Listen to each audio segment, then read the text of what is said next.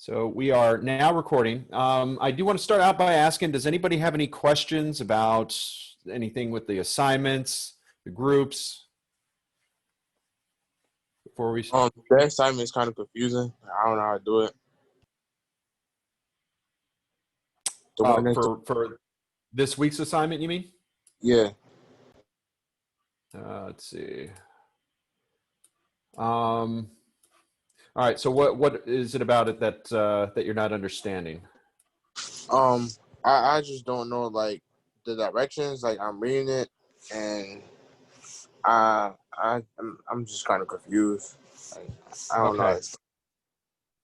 All right. So all you're going to be doing, because we talked about classical conditioning on Wednesday, we're going to talk about operant conditioning today. I'm going to give you some examples, so hopefully that'll make a little bit more sense. But all you're going to be doing is downloading. I've got two files, one for classical conditioning, one for operant conditioning, and then just give, based on the examples, answer them the best that you can. All right? Does that make sense? Yeah. So you want me? I got you. Okay. Okay. Yeah. If you need additional assistance with that, of course, we have our tutor. What's our tutor's name? Is it not Khalil? Brianna, do you remember our tutor's name for the class? No. All right, let me see if I can find. 100. See if I can find him here.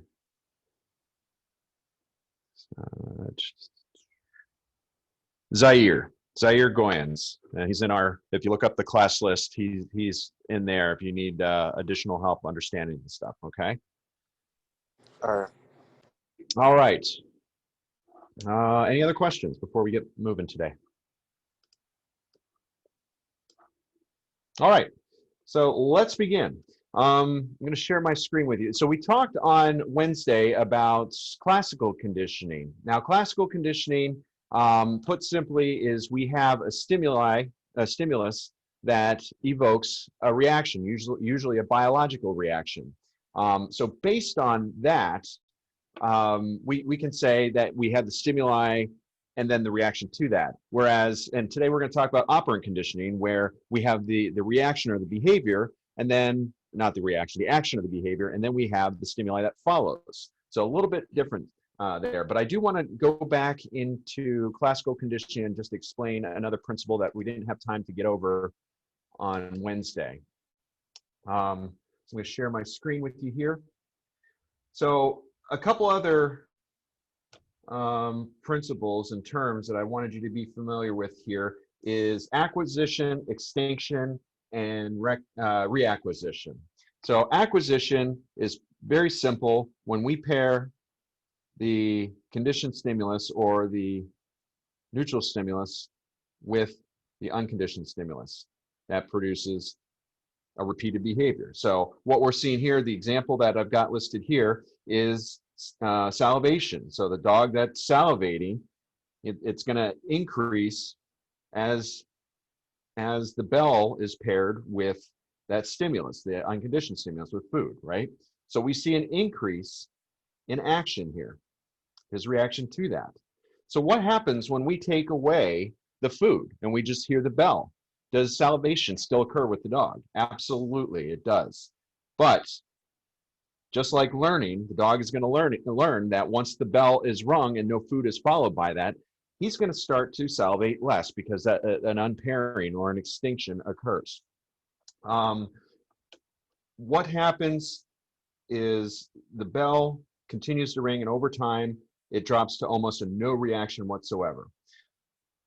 So what happens when we ring the bell again and pair it with food? Okay, we got our neutral stimulus and we pair it with the unconditioned stimulus. We see a sharp reaction. It almost happens immediately. Okay, and it picks up, as you can see. It takes less time here once we go into reacquisition as opposed to the original training. It's like a fraction of the time, right?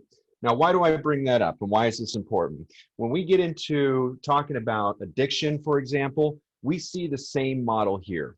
We see people that are rewarded for using substances, and when you take away that reward, it kind of drops off, right? Their behaviors drop off, but almost immediately, once they start using again, we see a sharp increase, almost to the level of like it never stopped. So extinction is really important to understand, especially when you look at addiction models. All right. So that's just the one point that I really wanted to touch upon with classical conditioning. So today we're going to talk about operant conditioning. Now, operant conditioning, unlike classical conditioning, is based on consequences. So again, the action or behavior occurs, and then the reward or punishment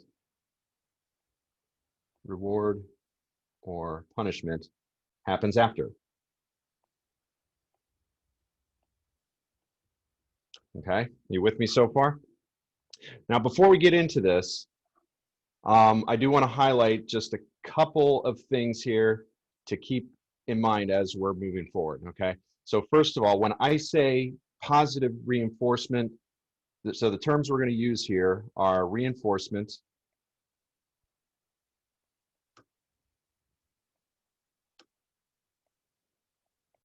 punishment,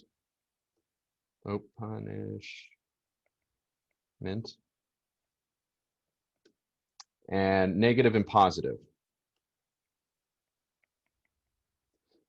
Now, I will tell you that every time, I think this is where a lot of students get hung up, and I'm thinking back to my college days, and it's an area that I got hung up, is break away from the notion that positive and negative mean good and bad, because it has nothing to do with this whatsoever, okay? What we're looking for with reinforcement, I'll explain that in just a minute. So what we're looking for in reinforcement, if we are looking at an increase in behavior,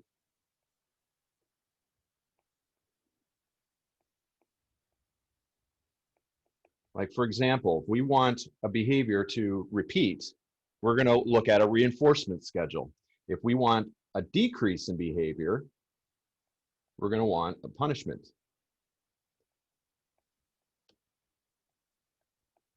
Okay. Now, negative and positive, put simply, is for negative is removing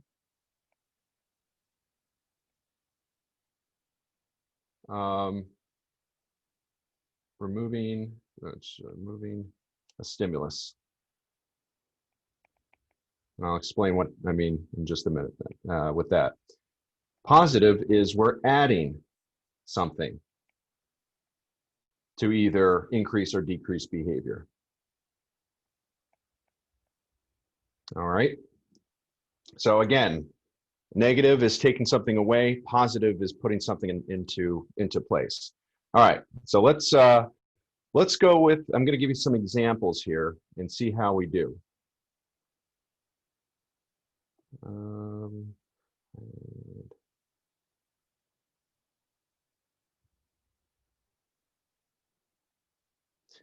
Now follow along closely, because you might see something very similar in our assignment for this week. So can you all see what I have on the screen? Yeah. Okay, great. All right, so let's try this together. So a student tends to complete his or her homework daily because he or she knows that they'll be rewarded with candy or praise. So what would you say, first of all, what is the action here that we're looking at? They're doing their homework. Okay, so homework, right? Homework. Do we want homework to increase or decrease? Why am I not writing here? I apologize. Let me try something else here. Sorry. All right. So do we want homework to increase or decrease? Increase. Increase, right? So do we want a reinforcement schedule or punishment schedule? Reinforcement. Right, reinforcement. Okay. So what is something being added, or is something being taken away here? Added. Added. What's being added? Candy. Candy or praise, either one, right? So we would consider this to be a positive reinforcement schedule.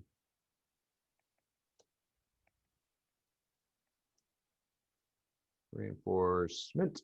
Okay, there we go. All right, so positive reinforcement makes sense, right? Let's try another one. A child may learn to clean their room regularly because they will be rewarded with extra TV hours. Again, what do we want behavior to do? Increase or decrease? Increase. Increase, exactly. What's the behavior we want? Cleaning room regularly, right? So again, are we adding or taking away something? Adding. Right, so positive reinforcement, once again.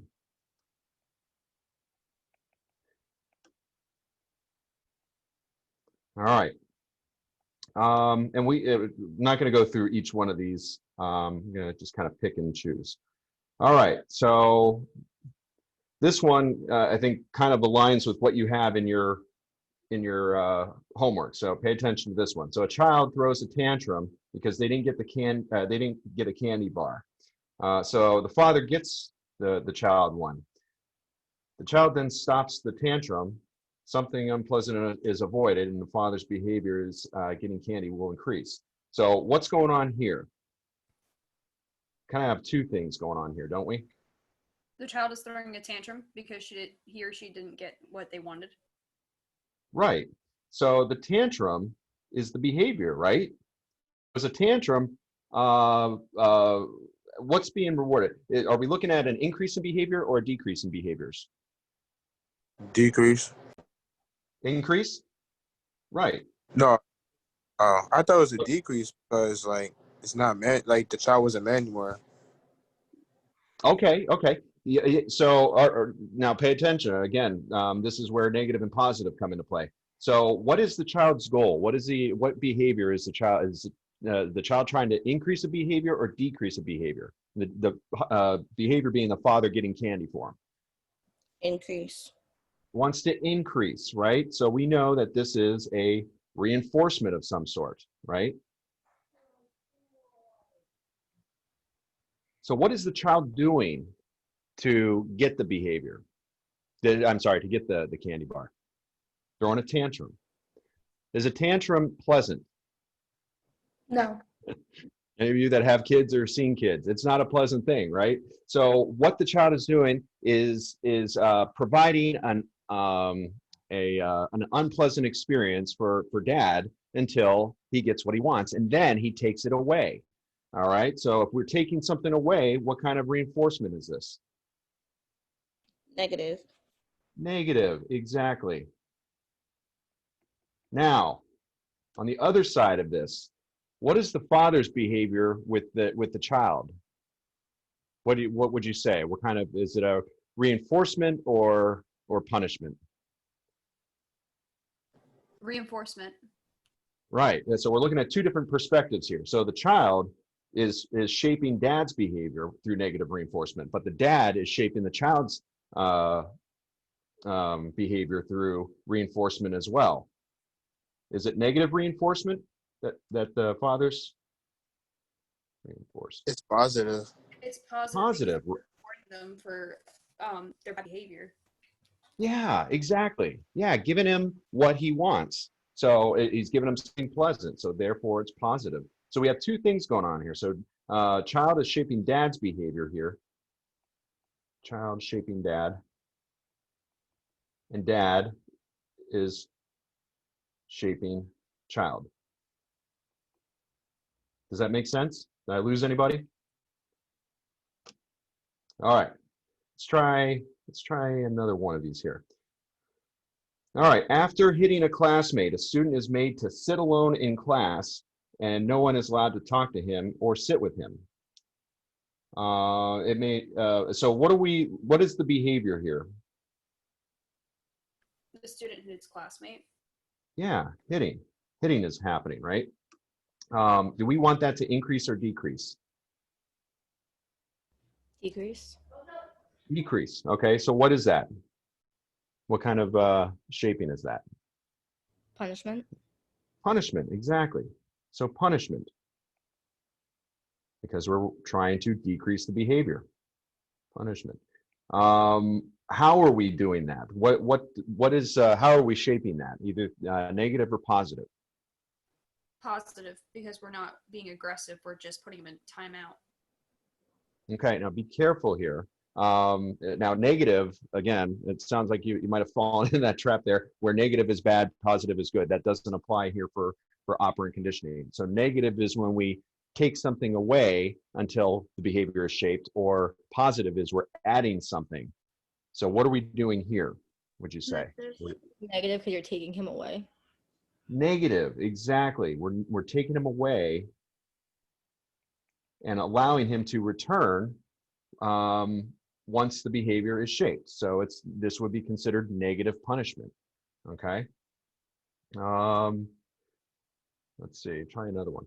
So an employee is an employee getting criticized in front of the whole office by his boss and having certain privileges taken away as a consequence to his behavior Can you get at work. Yeah. Say again.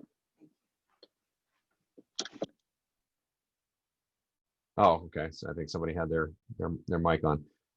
So what's the behavior here with the employee? Being criticized. Being okay. Let's see. Having privileges as a consequence to. Okay. So what's the behavior? Criticizes the action. His privileges taken away. Bad behavior. Okay. Could be poor performance. Could be attitude. Could be. Oh, what happened? Sorry. But the bad behavior, whatever that bad behavior is, maybe they're not performing well at their job, or they're not getting along with other employees. Either way, the behavior is what we're trying to decrease, correct? So what is this? I don't know why it's doing that. Sorry. And now it's not working. Anybody care to? Sorry.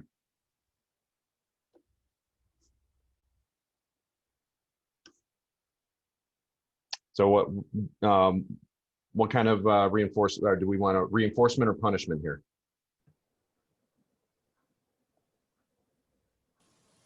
Punishment. Okay, that's right. We want a punishment. I apologize, for some reason it's not writing anymore. So are we adding or taking something away? I think you have it on eraser. Oh, I do. Thank you. All right. All right. So punishment. So what are we doing? Are we Taking adding or away. taking? Maybe, yeah, a little bit of both here, because we're taking privileges away, right? And we're criticizing. So we might have a little bit of both here. So criticizing is we're applying something unpleasant to decrease behavior. So that would be positive. Taking something away, like privileges or something like that, that would be really negative. Okay. All right. So let me ask you, see if you got this. Spanking a child, would that be considered positive or negative punishment? Negative punishment. Negative? Why negative? It's a trick question. Be careful. Positive. Positive punishment, right? Doesn't sound positive. Spanking doesn't sound positive, but it is. It's a positive punishment because you're applying something unpleasant for that child to stop their behavior or reduce whatever that behavior is. All right. So Could you say that one more time? So you're applying pain or fear to reduce a behavior. So if you're applying anything, it's a positive. If you're taking something away, it's a negative. Does that make sense? I have a question. So if you apply that fear, right, and you apply like the beating and everything, right?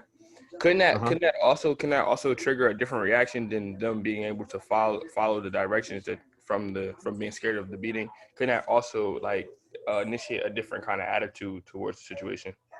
Absolutely. And what it does is I think we're going to go into this with development a little bit, is it decreases the attachment it creates a fear response. Spanking is never good. I mean, I don't think that there's any reason why another measure can't be taken. Now, I know I'm going to get a lot of people that disagree with me on that, but spanking is really, it does really nothing except stops an immediate behavior. And I'm sure, you know, a lot of parents out there have probably done things a little bit differently in the past. You know, spanking was probably a little bit more popular when I was growing up, but that's because we didn't really understand psychology very well. Not a lot of people were educated or took parenting classes. But what frequent spanking does is it causes the child to engage in more of a fear response to that parent, which could damage their good solid relationship. And what it also does is it's a temporary, that the child may stop the behavior temporary, but what's going to happen when they're out of sight and sound of the caregiver, the parent? They're going to do it again because they just know they won't do it around them so they don't get beat. Instead of you Right. a real conversation explaining why it's wrong, they'll most likely repeat it. Exactly. All right. Exactly. I think you said it beautifully. It's being able to articulate why that punishment is occurring, and hopefully that will sink in so that they will not carry on that behavior later. So yeah, good point. And it also promotes lying, as we talked about. The child will not engage in that behavior with the knowledge of the parent, so they may try and cover it up and be a little bit more secretive. Okay. All right. Good job, everybody. All right. Do y'all feel pretty comfortable with that? Any questions before we get into the next part of this? All right. So with operant conditioning, we have what's called a schedule of reinforcement.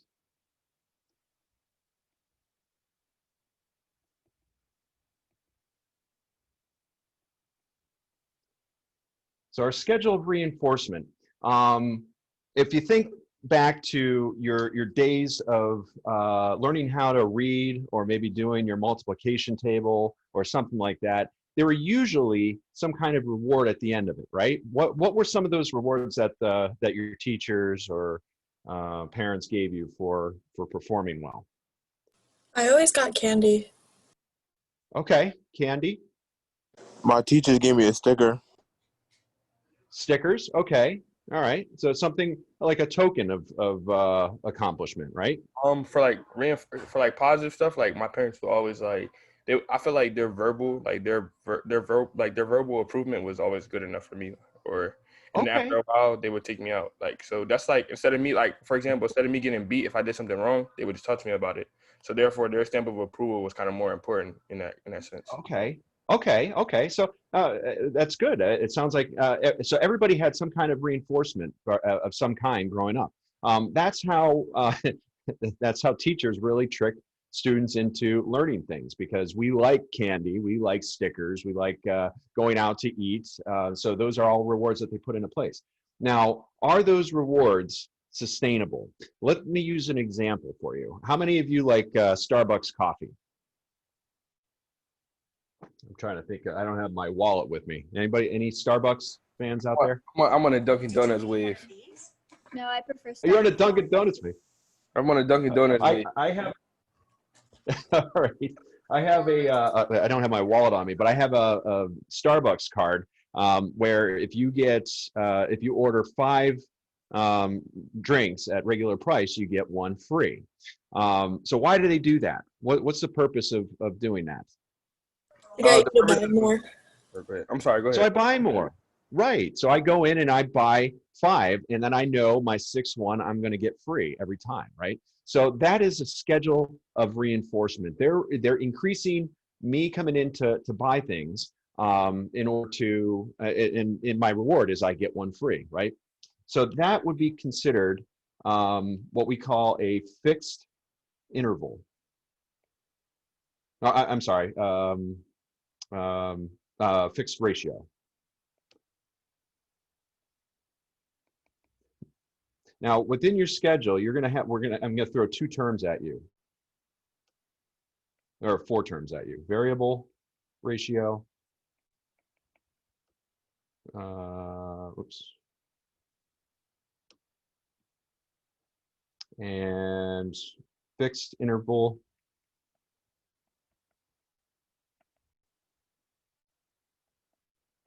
and variable interval.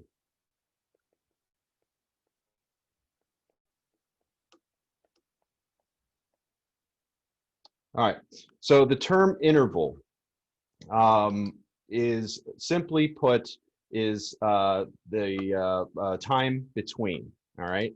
Whereas the ratio is the number of occurrences that happen. So ratio is number of occurrences that occur, and interval is time. So what would you say, so back to the Starbucks example. So every five that I get one free, right? So my, I know I develop like an expectancy. So every time I go in and get my 5, I get rewarded, okay? Variable ratio would be if they told me every time that I come in, it might be, I'm sorry, not every time I come in, every purchase that I make, it may or may not be counted for a free. Let me give you an example of that. Subway, I also have a Subway card, love Subway. And it was set up that I think it was every 6 subs that I got, 6-inch subs that I got, would get one free.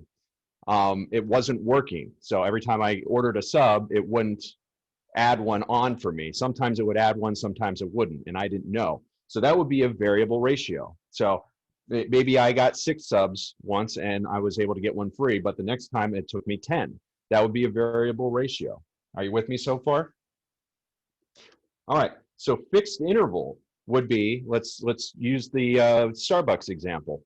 Every 5 days, or every Thursday, I'm going to be able to go in and get a free Starbucks coffee. All right, I can bank on it. I may not even have to go in the rest of the week. I know if I show up on Thursday, I'm going to get I'm going to be able to get a free coffee from Starbucks.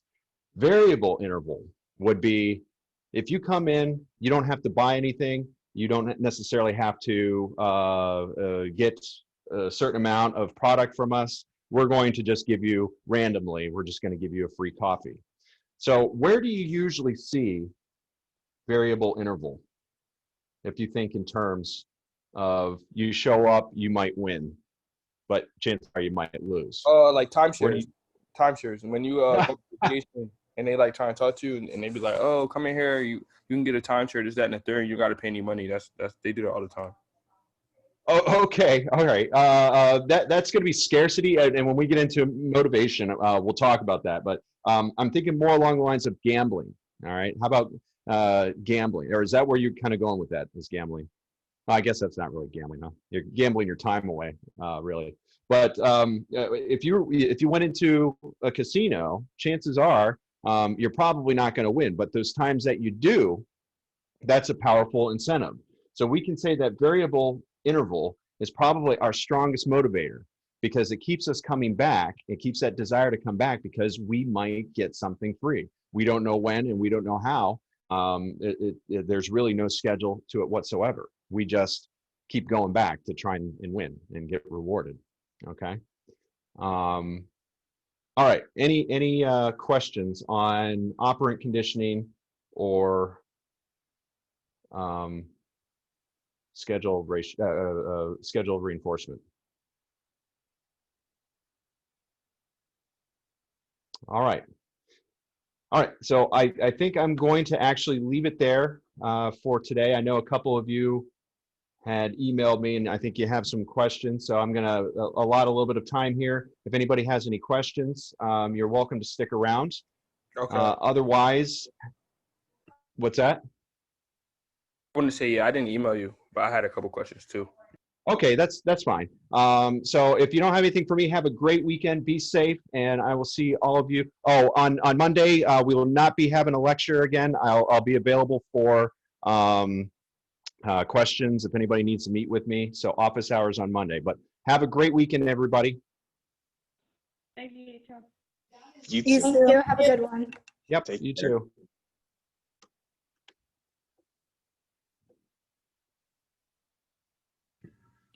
Would you be able to explain what you posted on the homepage for D2L about being put into groups again? I'm just kind of confused because it says like the papers due the 4th and the syllabus says the 11th.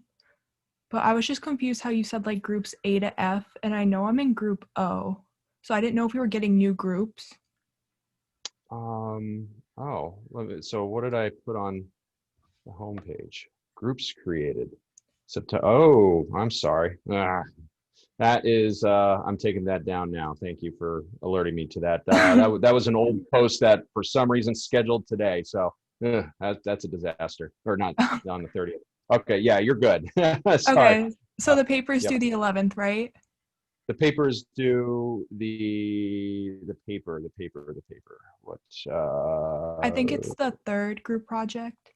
Yes, that will be due by Sunday of next week. Mhm. Okay, thank you. You're welcome.